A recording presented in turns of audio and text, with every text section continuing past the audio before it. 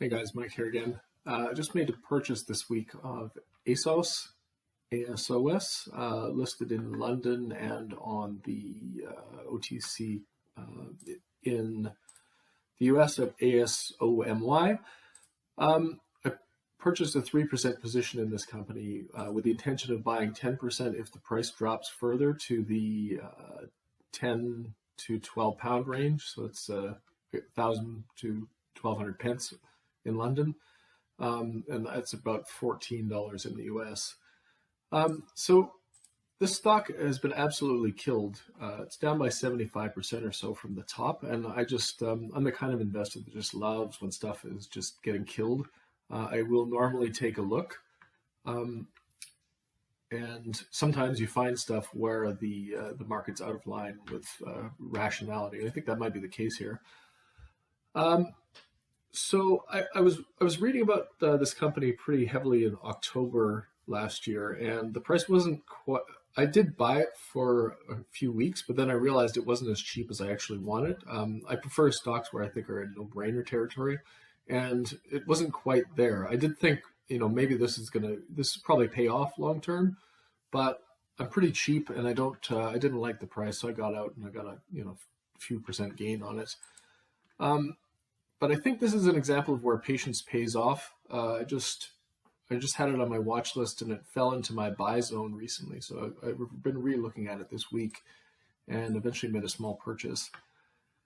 I do think I bought around, I forget what it was about $20.90. And so I think that's a fair price, fair to good price, but I don't think it's still a no-brainer yet. I'm again, about $14 is where I would consider no-brainer territory, because that's about 10 times their projected net income for 2022. Okay, I'll go over the company really quick, and then my thesis is pretty simple as well. So, and then we'll do some risks at the end. But the one thing I would mention is that the efficient market hypothesis is obviously wrong for a whole bunch of reasons. But one of the reasons I believe it's wrong is that it doesn't differentiate between investor time horizons. So sometimes you get situations where the short-term view on a stock is definitely negative, but if you look out further, the view on the company is quite different. So I think that's where we are with ASOS. They have quite a lot of headwinds going against them this year. I mean, they have obviously the supply chain stuff is hurting their cost and their deliveries and things like that. There's inflation going on, and also Russia is a problem for them because they have a portion of their revenue coming out of Russia, and they've recently shut down that part of the business. It says temporary, so I assume it'll come back at some point if the situation improves. So that might not be gone forever, but those are going to be short-term problems that they're dealing with this year, and they've guided lower in 2022 based on those factors, and not necessarily Russia because that's more recent, but before that they've been aiming at 10 to 15% growth, which is a little bit slow for them. In light of all these issues. Oh, and one other issue is that they had a fairly good run during COVID. So this is the COVID hangover year for them. So that also weighs on their growth rates. But if you look out a bit further, I mean, I've been looking at a lot of stuff from this company, and I can't find anything that shows that their business prospects are impaired long term. They continue to grow. They've had these huge cycles, as we can see by looking at the chart. But their revenue growth is very steady. They set these goals every few years, and they've hit every one of their targets. And so now they have a goal of $7 billion in revenue by the end of 2025, which would be in August for them, August 2025. And I believe that's around an 18% growth rate in terms of revenue. And so I really don't think there's much cause to believe that they're not going to hit that. They've been pretty consistent with doing what they say they're going to do up to this point. So that's really good, I think. Long term, this company looks like they're intact, and they're still expanding their footprint. And so for anybody who doesn't know, ASOS is an online retailer. They're growing very quickly. They're primarily set up in the UK and Europe. but their growth plans are very heavily tilted towards the U.S., where they've recently struck a partnership with Nordstrom to help them expand there. They've also recently bought a bunch of new brands that should help in their growth as well. They're primarily focused towards the age 20-somethings, but if you look at their statistics on who buys from them, there's quite a lot of 30-somethings as well, because as we know that we all want to believe that we're younger than we are. So I have a feeling that they're going to they're going to stay entrenched with the 30-somethings as well, as they try and stay young. Originally, this stock got on a lot of people's radars in the value investing community because of Nick Sleep. So he, anybody who doesn't know, he ran a fund called Nomad, and famously closed the fund in 2014 and said that his investors should just put their money in Amazon, Berkshire, and what was the other one, Costco. And so if they had done that, they would have definitely beat the market by a wide margin over that period. And so he was a very kind of concentrated investor, and came up with this concept that has really added a lot of value to the investing world, which is the scaled economies shared. So the idea that a company, while they're growing, they'll reinvest their excess profits from the growth back into the customer and back into the ecosystem to try and build a bigger moat around their customers and entrench themselves for the long term. So we can see that with Costco and Amazon for sure, that they've done that. So with what happened with Sleep is I think his Amazon position got far too big for his portfolio. So he ended up selling a chunk of it and reinvesting that in ASOS. And that was a number of years ago.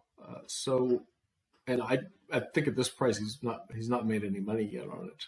But that does it does lend a bit of credibility to the stock. Digging into it a bit, I think he might be on the right track, that they are also this scaled economy shared type business. So they're not trying to expand margins. They kind of keep them fairly low, but very low, actually at 3%. That seems to be their normal range. And then anything else they're using to reinvest into the ecosystem and into keeping the prices low. So they're definitely in the growth stage right now.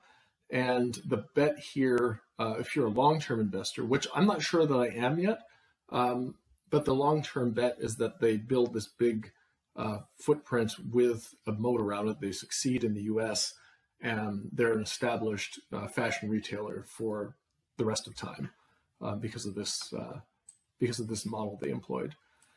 Now, for me, I'm not convinced that I haven't done enough research that I can definitely see that that's where it's going. I'm not sure that they've won the war yet. I think they're still in battle, so I'm not sure that they're fully entrenched yet. They could very well be, and I'm just not seeing it, but I'm just not at that point yet. This investment is primarily based on the cycles of how the company operates and how the stock reacts to that. So as I said, this is a fairly simple thesis. I'll just go over it quickly right now. My thesis is basically two-pronged. One is that they're going to continue to grow. I don't see any reason why they would stop growing now. They might get stalled by something here or there, like the current Russia situation, but I think they're definitely on an upward track in terms of revenue. And attached to that is the fluctuating margin. So as you can see, in the past, they've had a few years where the margins dipped quite low. They went from 3 point something down to lower than that, around 1 or 2. And if you get a margin contraction from 3% to 2%, that means you've lost 33% of your profit, right? It's not just 1%. You've lost 33% of the money you've made.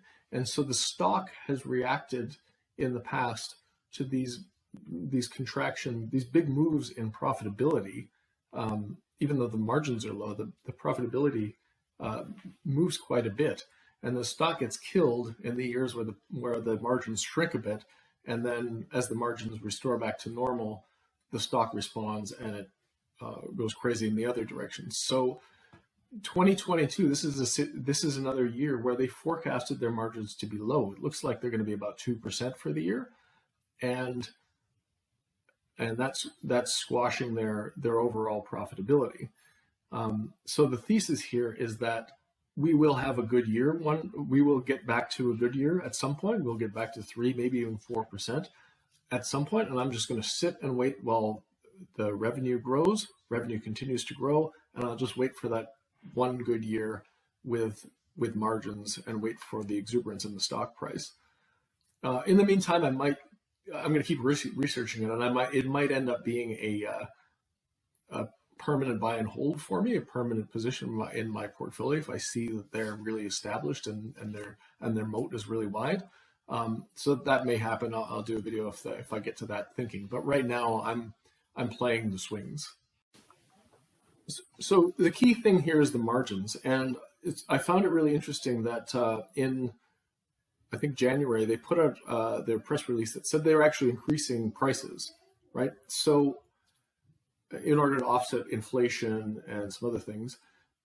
And so for me, that's quite a good sign, right? That shows me that they actually have a bit of pricing power. If they get in trouble, they can raise their prices a little bit.